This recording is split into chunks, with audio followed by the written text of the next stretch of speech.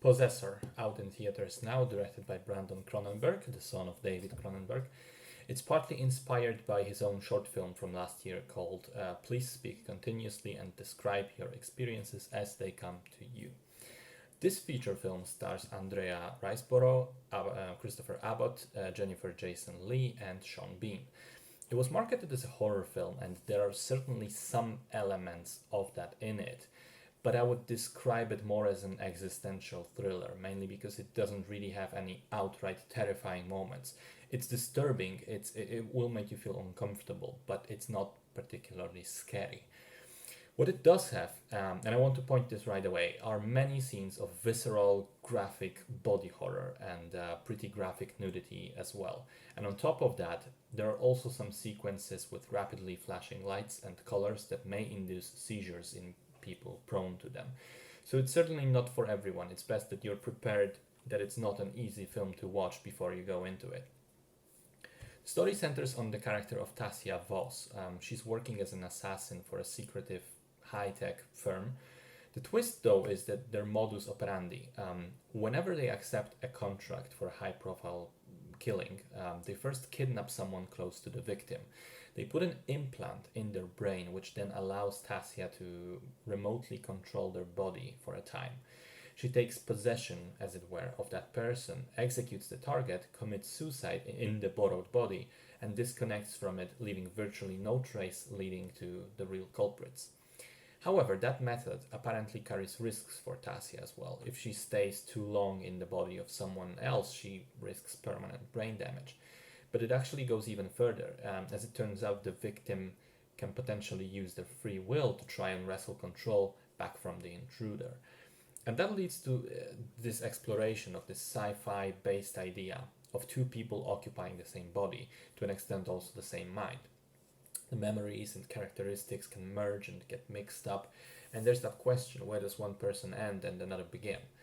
That's explored through several nightmarish psychedelic sequences which are supposed to project that confusion, that mental anguish and struggle to maintain control of your own self, basically, to the audience. What's interesting is that the vast majority of those sequences were done with physical effects and camera tricks. There's very little CGI involved in the film, and that somehow makes it all seem more real, but also more unique. The imagery is quite inventive, I have to say. And if we go deeper into this surface level plot, there's actually an even more interesting idea that's the core of the film. And it has to do with that quote, I think it was Oscar Wilde that said that if you want to see someone be truly themselves, you have to give them a mask. And that idea is played with extensively here, with the proposed question being, how much is this habit of possessing other people just a gateway for Tasia to unleash her inner monster and give in to the urges that she otherwise hides? How much of what she does is just business, and how much is it abusing the freedom to do those things because you're not held responsible for them at the end of the day? I think on this level the film is really, really good, and it was an interesting exercise to unpack all of that from beneath the more obvious horror and violence layers. And also another interesting thing that the film does is it essentially makes you root for the villains of the film. I've realized, quite a bit into it, that I was actually rooting for the evil guys in the film, that I wanted them to succeed, and the people who were the actual victims, who would be victims in a normal horror film, who we would be rooting for, I didn't want them to succeed. The movie is also designed with a huge attention to detail.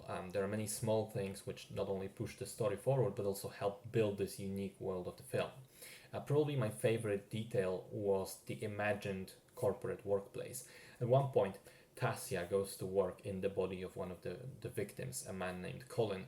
He's working for a data mining company, okay, a huge corporation. And so he goes into this dark, cramped room filled with other employees, sitting basically elbow to elbow.